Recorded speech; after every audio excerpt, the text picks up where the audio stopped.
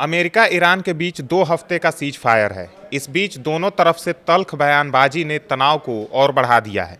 Cease fire के बाद से ही बार बार अमेरिका ये कह रहा है कि हमने भारी जीत हासिल कर ली है।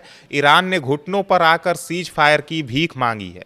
लेकिन आज सुबह ईरान के विदेश मंत्रालय ने अमेरिका पर सीधे सीधे वादा खिलाफी का आरोप लगाया।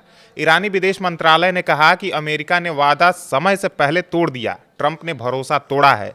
ऐसे में अब सवाल यह है कि क्या ये सीज फायर सच में शांति की शुरुआत है या फिर सिर्फ एक छोटा सा विराम जिसके बाद और भी भयंकर जंग शुरू होने वाली है।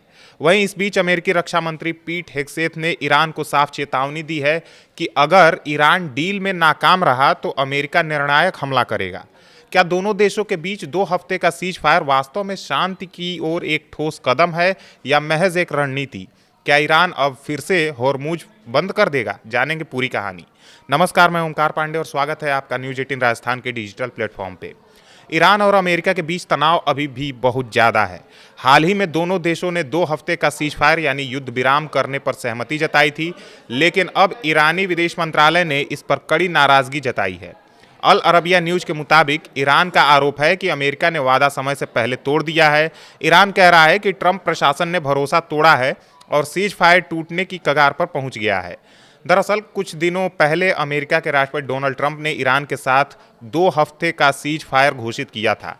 इस सीज फायर में पाकिस्तान ने बिचौलिए की भूमिका निभाई थी। इसके तहत हमले रोकने थे और स्ट्रेट ऑफ होर्मुज को फिर से खोलने की बात थी, जो दुनिया के तेल व्यापार के लिए बहुत महत्वपूर्ण है। ईरान ने इस सीज फायर को स्वीकार करते हुए अपनी 10 शर्तें भी रखी थी, लेकिन अब ईरान दावा कर रहा है कि अमेरिका ने इनमें से 3 शर्तों का उल्लंघन कर दिया है। ईरानी संसद के स्पीकर मोहम्मद बागेर कालीबाफ ने कहा कि सीज फायर और आगे की बातचीत अब अनुचित हो गई है। उनका आरोप है कि सीज फायर के बावजूद इजराइल लेबनान में हिजबुल्लाह पर हमले जारी रखे हुए है। ईरान का कहना है कि लेबनान इस पूरे समझौते का हिस्सा है, लेकिन अमेरिका और इजराइल इसे अलग बता रहे हैं।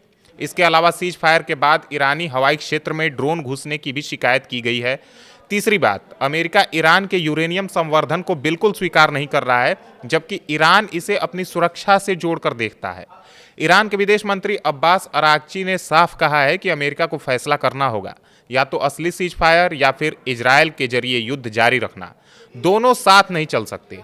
उन्होंने लिखा कि दुनिया लेबनान में हो रही हत्याओं को देख रही है और अब गेंद अमेरिका के पाले में है।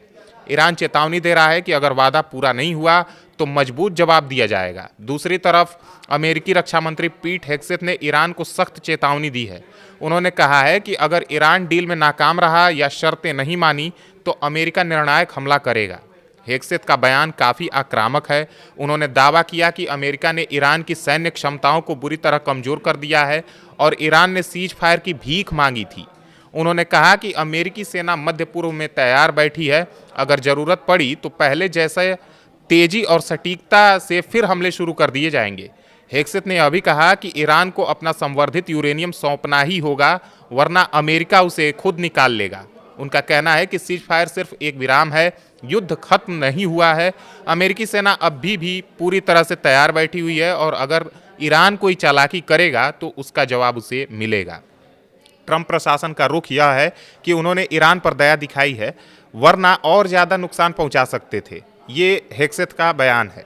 अभी हालात काफ़ी नाजुक हैं। सीज फायर घोषित होने के कुछ घंटों बाद ही दोनों तरफ से हमलों की खबरें सामने आईं। ईरान ने फिर से होर्मुज स्ट्रेट को बंद करने की धमकी दी है। वहीं लेबनान में इजरायली हमले जारी हैं, जिससे ईरान बहुत नाराज है।